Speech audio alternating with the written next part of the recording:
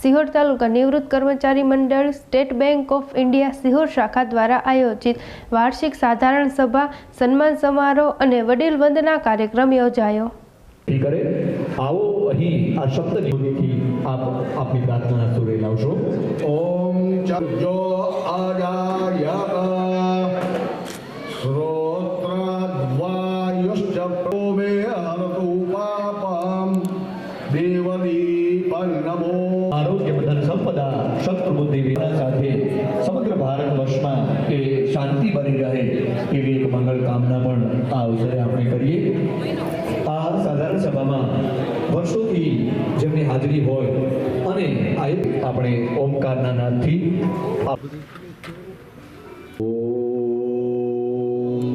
અને ધ્યાન ગ્રહણ કરવા વિનંતી છે। કર્મચારી મંડળના ખૂબ જ સક્રિય અને ઉત્સાહી એવા પ્રમુખ શ્રીઓ, વડીલો, ભાઈઓ અને બહેનો, બધાના નામ નથી લેતો કારણ કે હું પરિચય કરાવીશ એટલે વખતે બધી વાત આવશે। આપ સૌ ઠંડી હોવા છતાં ઉપસ્થિત રહ્યા છો એ માટે સૌને હૃદયપૂર્વક આવકારું છું।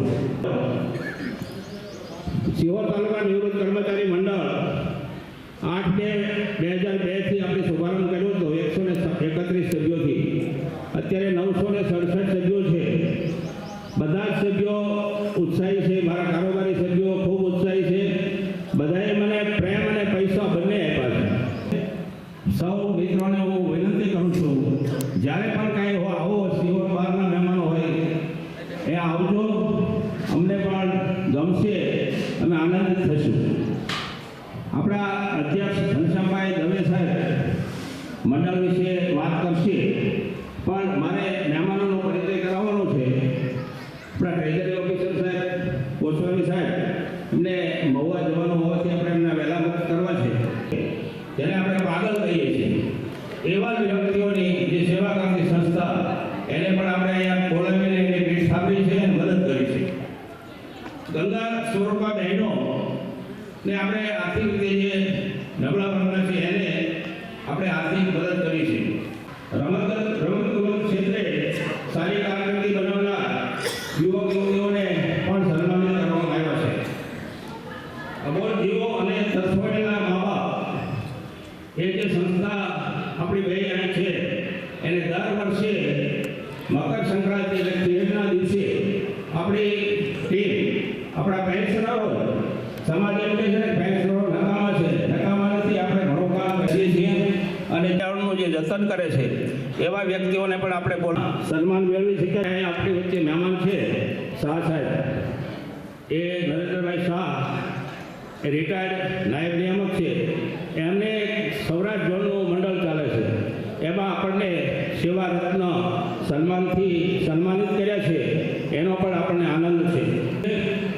છેલ્લા કામમાં મહામંત્રી તરીકેની જવાબદારી સંભાળી છે સ્ટેટની, અને નિર્મળસિંહની પારિવારિક પરિસ્થિતિને કારણે એમણે સ્વૈચ્છિક નિવૃત્તિ લીધી।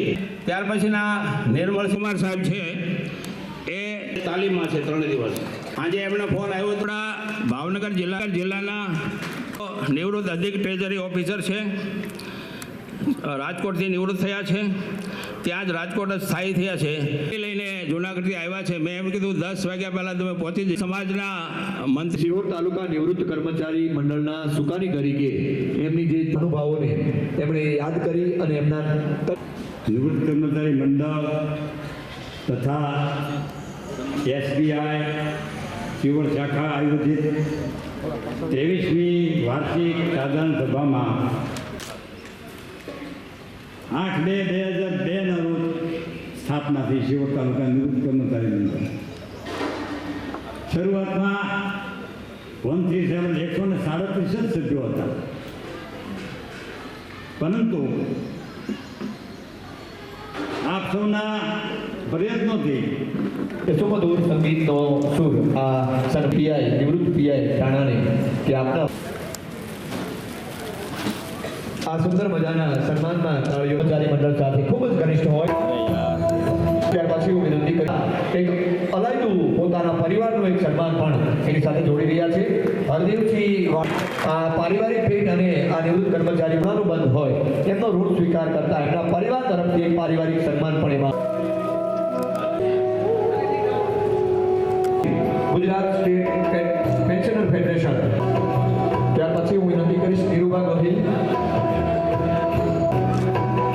મનુભાઈ અને સન્માનિત કરશે અમુભાઈ પાઠક, રાઠોડ અને નંદલાલભાઈ બારૈયાને, ભીમદેવસિંહ રાઠોડ અને નંદલાલભાઈ બારૈયાને વિનંતી પધારશો. ગોહિલ તળાજા તાલુકા પેન્શનર મંડળ પ્રમુખને સન્માનિત. હર્ષદભાઈ અને મુકેશભાઈ રાવલ,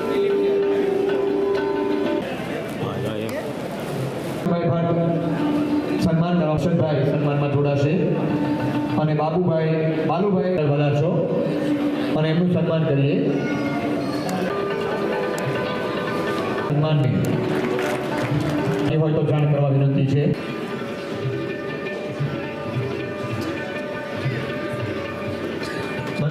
निखिल रंजन साहब ने कि अपना शब्दों आप वार्षिक साधारण सभा में के रूप में नीलमबाग में कार्यरत हूँ और ये सीहोर ब्रांच में मनोज सर और हमारे जो रीजनल मैनेजर शशिराज सर उनकी अनुपस्थिति में मैं और अंकित भी SBI की तरफ से आप लोगों का हार्दिक स्वागत करते हैं और हमें यहाँ पे आमंत्रित करने के लिए आप लोगों ने जो स्वागत किया है और सहयोग लाने की कोशिश करते हैं. जैसे भी बैंक में नई चीज़ें आ गई, जैसे आप लोग लाइफ सर्टिफिकेट हयाती वाला फॉर्म भरते हैं तो वो पहले आते थे, बैंक में आते थे, भरते थे, कोई पर्सन दूर रहता था, उनको आने में तकलीफ होती थी लेकिन आके करते थे.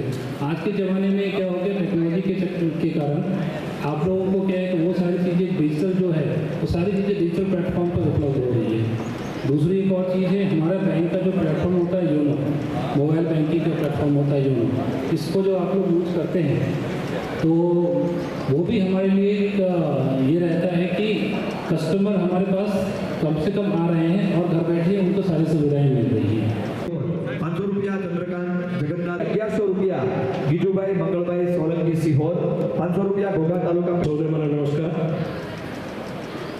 અનૌપચારિક રીતે આપની સમક્ષ રજૂ થઉં છું.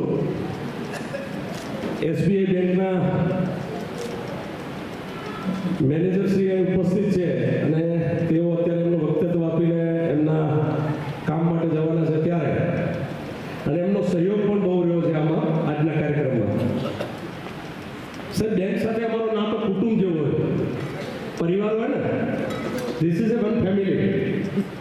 પણ please listen to me two sentence, બે જ વાક્યો સાહેબ સાંભળો મારા. સ્ટેટ બેંકમાં આપ ખૂબ તમારો સારો વ્યવહાર કરો છો એના માટે કોઈ ડાઉટ નથી અને એના માટે આપણો lot of thanks for you sir. Bank જો વેપાર ન કરે ને તો મુશ્કેલી થાય. તમે બધાને લોન આપો છો સાહેબ અને અત્યારે તો બેંક બોલાવે લોન આપે કે આરબીઆઈ રેપો રેટ ઘટાડ્યો છે અને વ્યાજના દર ઘટતા જ જાય છે. અત્યારે પણ રેપો રેટ ઘટે છે અને વ્યાજના દર ઘટતા જાય છે. સાહેબ, જ્યારે વ્યાજના દર ઘટતા હોય ત્યારે તમે બધી લોનોમાં વ્યાજના દર ઘટાડો છો. નોટ યુ સર, તમે તમારા ઉપર ના લેતા. અત્યારે તમે 8.5% લોન હતી, અત્યારે ઘટાડીને 7.33 કરી દીધી છે. હોમ લોન, કાર લોન, અન્ય બીજી લોન. જ્યારે મારા પેન્શનરો છે સાહેબ, ऐसा सर ने कहा कि सैलरी पैकेज अकाउंट जो कर्मचारी जो काम कर रहे हैं उनके लिए हमेशा होता है और पेंशनर्स के लिए नहीं होता है. हम लोग उस स्कीम पे विचार कर रहे हैं और जल्दी स्कीम आ भी गई है. और जहाँ तक लोन पेंशनर लोन की बात है वो इस लोकल लेवल पे तो नहीं हो सकता, बट आपकी बात हम आगे मेल के थ्रू जरूर पहुँचाएंगे, एस्केलेट करेंगे. रेट ऑफ इंटरेस्ट कम करना. महानुभाव तमाम सभासद, सीहोर तालुका निवृत्त कर्मचारी मंडल तारीख 1/4/2024 થી તારીખ 31/2/2025 સુધીની આવક જાવક ખર્ચનો હિસાબ રજૂ કરું છું. આ પહેલા આપણે આપેલું આમંત્રણ પત્રિકામાં હિસાબ આપ સૌએ જોયો જ છે. જો આપ કહેતા હો તો વાંચી સંભળાવું અને જો સૌ બહાલી આપતા હો તો આપણે કાર્યક્રમ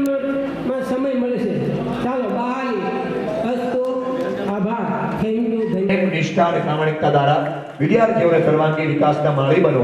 આપની શાળાના મૂલ્યવાન બાળકો શાળાની પ્રગતિ માટે ખૂબ ખૂબ શુભેચ્છા સર. આ સન્માન પત્ર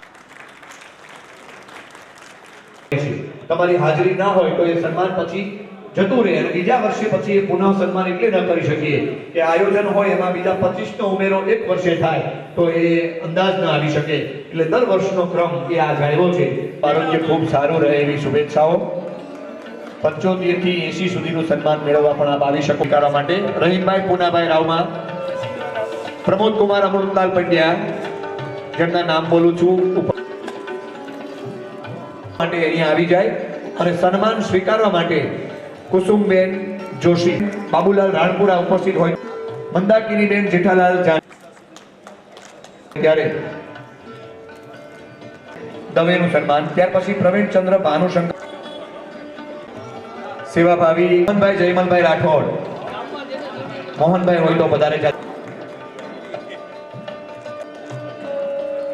દાન આપી અને મદદરૂપ થવાના પ્રયત્નો આપે ખૂબ હોશભેર કર્યા છે.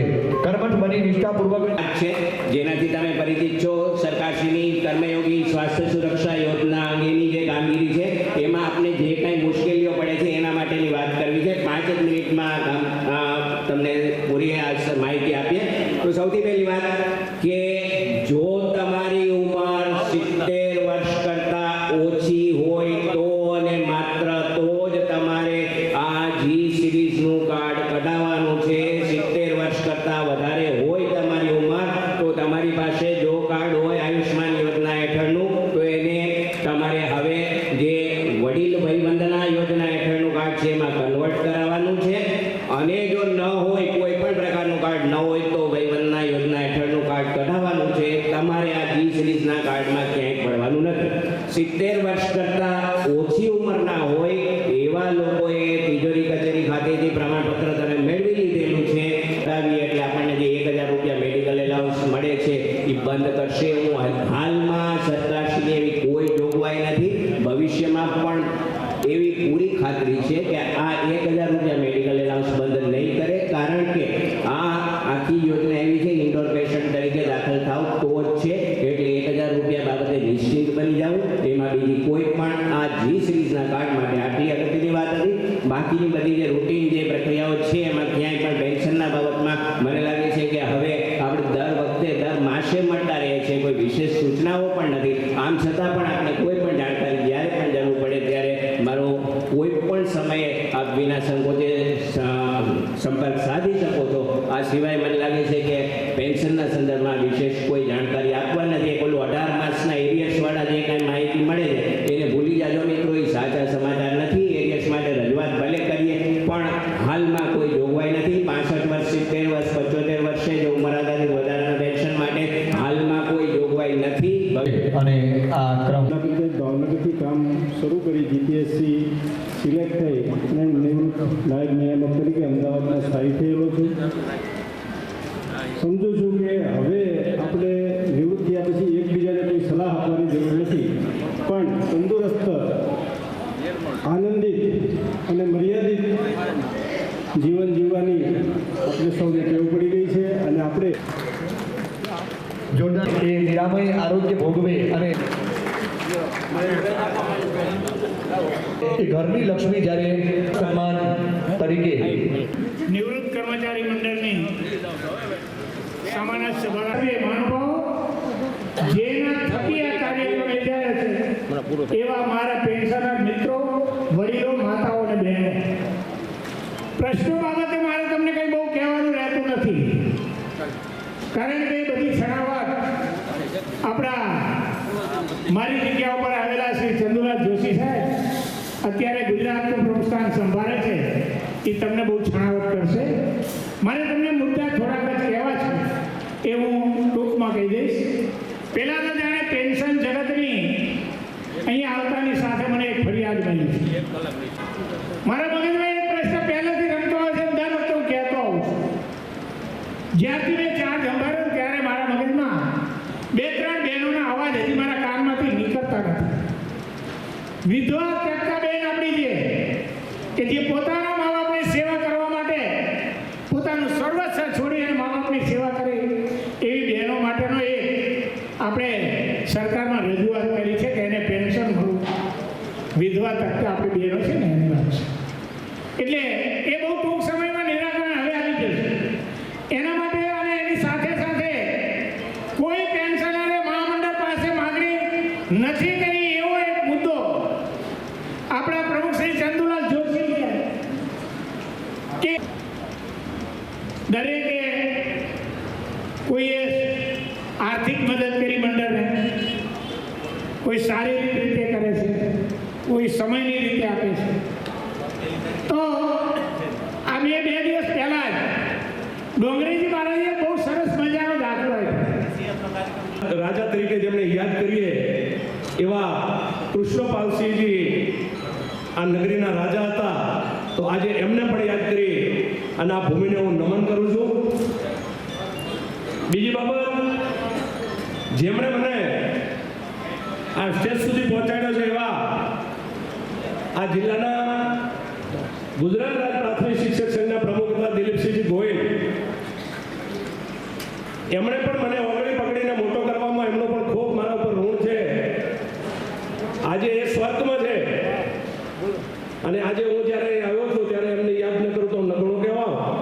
એટલે મારા ગુરુ સમાન, મારા વડીલ સમાન, મારા ભાઈ સમાન એવા આદરણીય સન્માનીય વંદનીય સ્વર્ગીય દિલીપસિંહજી ગોયલ સાહેબને પણ હું આજે શ્રદ્ધાંજલિ આપીને યાદ કરું છું. હું અત્યારે જે મારું જીવન જીવી રહ્યો છું અને એ માટે જેને મેં મારા ગુરુ બનાવ્યા છે એમનો આશ્રમ પણ અહીંયા દેવાડા છે, સીતારામ બાપુ એ મારા ગુરુ છે અને એમને હું માનું છું. એટલે એ પણ આ ધરતી ઉપર છે એટલે ફરીથી કહું છું કે આ ધરતીનું ઋણ મારી ઉપર ખૂબ છે, એટલે ફરીથી આ ધરતીને હું વંદન કરું છું. અને ચોથી બાબત કે જેમણે આપણને સૌને નોંધેલ ભૂપતસિંહજી વાળા સાહેબ અને એમની સમગ્ર ટીમ, બધા નામ નથી લેતો, ભૂપતસિંહજી વાળા એક એવા સન્નિષ્ઠ, સંસ્કારી, પ્રમાણિક, પરગજુ અને મહેનતુ એવા એક અધકેરા વ્યક્તિત્વ કે જેમણે મને પણ સપોર્ટ કરીને એમ કહ્યું કે તમે પ્રમુખ તરીકે બેસો. નિર્મલસિંહ 17 ડિસેમ્બર એ સમગ્ર દેશમાં પેન્શનરોના ગૌરવ ડે તરીકે ઉજવાય છે, ગૌરવ દિવસ તરીકે ઉજવાય છે. અને કદાચ આપણે નગુણા ન થઈએ કે આ દિવસને યાદ ન કરીએ. ભૂપતસિંહ વાળા સાહેબ 17 ડિસેમ્બરનો જ આગ્રહ રાખતા હતા, પરંતુ 17 ડિસેમ્બરે મારા અન્ય કાર્યક્રમો હોવાના કારણે મેં જ એમને વિનંતી કરી કે બાપુ એક દિવસની રાત આપો. ગઈકાલે હું માજી મંત્રી શ્રી અમરલાલ વોરા સાથે એમના વિસ્તારમાં હતો, બપોર પછી બીજા એક મંત્રી શ્રી એમના વિસ્તારમાં હતો અને સતત છેલ્લા 6 દિવસથી આ ટુરિંગ ને આ જ કાર્યક્રમો આપણા 17 ડિસેમ્બરના એટલે કે એડવાન્સમાં અને પાછળથી ઉજવાતા હતા. આજે હવે ભાવનગરમાં આપની વચ્ચે કે શિહોરમાં આપની વચ્ચે ઉપસ્થિત છું ત્યારે 17મી ડિસેમ્બર આપણા માટે ગૌરવનો દિવસ એટલા માટે છે, આપ સૌ કોઈ જાણો કે ડીઆર નાગરા સાહેબે 1982માં સુપ્રીમ કોર્ટમાં 5 જજના ખંડપીઠમાં જે જજમેન્ટ લાવ્યું છે ને જે જજમેન્ટના આધારે આપણે સૌ કોઈ માથું ઊંચું કરીને જીવી રહ્યા છીએ કે લોકો એમ કહે છે કે પેન્શનરો બોજારૂપ છે, સરકાર એમ કહે છે કે પેન્શનરો બોજારૂપ છે, પણ હું કહું છું કે જેણે 35 વર્ષ સુધી 40 વર્ષ સુધી સરકારની તમામ યોજનાઓને આકાશમાંથી ધરતી ઉપર ઉતારીને જે સેવાઓ કરી છે ને એનો અધિકાર છે પેન્શન મેળવવાનો. સાહેબ, દયા કે દાન નથી, પેન્શન એ દયા કે દાન નથી, પેન્શન એ અધિકાર છે અને માટે જ મળવું જોઈએ. સાહેબ, 1, 4, 5 પછીનાને જ્યારે પેન્શન નથી મળતું ને અમારા માટે દુઃખની બાબત છે. એમને પણ પેન્શન મળવું જોઈએ. સાહેબ, ઘરમાં 2 દીકરા હોય અને મોટાને લાડ કરીએ કે નાનાને લાડ કરીએ મોટાને ન કરીએ તો ચાલે. સાહેબ, માટે આપણે વિનંતી કરું છું સાહેબ, મરતા મરતા નહીં જીવવાનો સાહેબ, જિંદા દિલથી જીવો. સરકારે એવો કોઈ ઠરાવ નહીં કર્યો. વિઠલાણી સાહેબ બેઠા છે, 2 બીજા નરેન્દ્રભાઈ સાહેબ બેઠા છે કે તમે લોબુ જીવો તો તમારું પેન્શન પરત લેવામાં આવશે. સાહેબ, 100 વર્ષ જીવો તમારું 100% પેન્શન મળે. એટલે જેટલું સારું જીવાય, જેટલું લોબુ જીવાય એટલું જીવજો. હમણાં જ મારા પ્રમુખ અધ્યક્ષ શ્રી કહેતા હતા કે સીએમ જોડે મીટિંગ કરવાના ત્યારે એક જાહેરાત કરો. મેં કીધું કરી દો બાપુ, અને પહેલી જાહેરાત આ સીએમની ધરતી ઉપરથી કરું છું. જ્યારે 100 વર્ષનું કોઈ પેન્શન લેતા હશે ને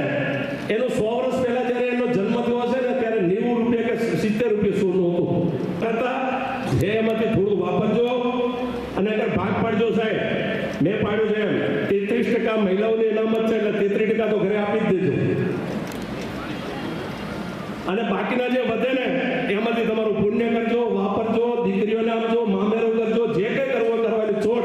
પણ એટલી વાત ચોક્કસ યાદ રાખજો સાહેબ, પુણ્યથી પાપ ઠેલાય છે અને પુણ્યના માર્ગથી જ આપણે સ્વર્ગમાં જવાય છે. એટલે આ રસ્તો જો ભૂલાઈ જશે ને તો સાહેબ ક્યાંય ને નહીં ભટકવાના છે 84 લાખ યુનિટનો ફરીથી પાછું. સાહેબ ધર્મ એમનો એમ છે કે તમે કહો તો કંઈક કૌભાંડ કરીને આવ્યા છો નોકરીમાં, તો કંઈક તમારા માટે ઇન્કવાયરી ચાલે છે માટે તમને પેન્શન મળે. એ ભાઈ કહીને થાકી ગયો કે હું નવી પેન્શન સ્કીમ લો છું, આ જૂની પેન્શન સ્કીમમાં છે એ નવી જૂનીમાં સમજવા તૈયાર નથી. એટલે સરકારને વિનંતી કરીએ સાહેબ, જૂનું જૂનું જૂનું એ જ જૂનું, તમે અમને જૂનું જૂનું આપો, નવું નવું અમારે કઈ જોઈતું નથી. એટલે જૂની પેન્શન યોજના છે ને એ જ અમલમાં રહે, એ જ કર્મચારીઓને મળે, એના જ લાભો મળે. સાહેબ એ મૃત્યુ પામે એટલે ફેમિલી પેન્શન થાય. ફેમિલી પેન્શનમાં માનો કે દીકરો કોઈ અપંગ છે, માનસિક પીડાય છે, થોડોક દિવ્યાંગ છે, એનું 50% સર્ટિફિકેટ એના પાસે હોય એટલે એનું પણ નામ લખાય, એ પણ આજીવન પેન્શન મળે. અત્યારે દીકરીઓની જે નિર્મલસિંહે વાત કરી એને પણ એ કદાચ જીવતી હોય, મા બાપની સેવા કરી હોય, મા બાપ પાસે હોય તો એને પણ આજીવન પેન્શન મળે. આટલા બધા 3 પેઢીઓ સુધી લાભ મળે છે. એ પેન્શનની જરૂર છે કારણ કે એમણે 58 વર્ષ સુધી એમનો દિમાગ, એમની શક્તિ, એમના હાથ, એમના પગ તમામ સરકાર માટે વાપર્યા છે અને 15 રૂપિયામાં નોકરીમાં જોડાયા હતા એવા માણસો છે સાહેબ. આ કોઈ સીધું 7મા કે 8મા પગાર પરના લાભવાળા નથી. એમણે સાહેબ 4થું કે 3જા પગાર પંચની શરૂઆત કરી છે, 4થા દેસાઈ પંચની શરૂઆત કરી છે, 5મા સરેલા પંચની શરૂઆત કરી છે, 6ઠા પગાર પંચની શરૂઆત કરી છે અને જેણે 5મા પગાર પંચની શરૂઆત કરી છે એને તો કદાચ સારા પગારે છે, સારા પેન્શનર છે. પણ જે અગાઉના પેન્શન અગાઉના પંચમાં જે હતા ને એમણે તો સાહેબ ટોટલ મહિનાનો પગાર 15 રૂપિયા હતો, 1.5 રૂપિયા મોંઘવારી હતી. ઉભા થશે ને પેન્શનરો ઉભા થશે ને કંઈક દેકારાઓ બોલાશે એટલે તરત જ ચૂંટણી 12મા મહિનામાં આવે, 18 મહિનાનો ગાળો પૂરો થાય અને 2-4 મહિના પહેલા ગુજરાત સરકારની ચૂંટણી આવે. ગુજરાત સરકારની ચૂંટણીઓને હંમેશા સાહેબ આખા દેશમાં મોડેલ ચૂંટણીઓ અને એ ચૂંટણીના આધારે દેશનું આખું પરિણામ નક્કી કરવામાં આવતું. ગુજરાતમાં કોની સરકાર આવી એની અસર બીજા રાજ્યો ઉપર પડતી હોય એટલે એ વખતે આ સીધા દોર થઈ અને આપણને પગાર પંચ આપશે. પણ ત્યાં સુધી હાલમાં શાંતિ રાખવા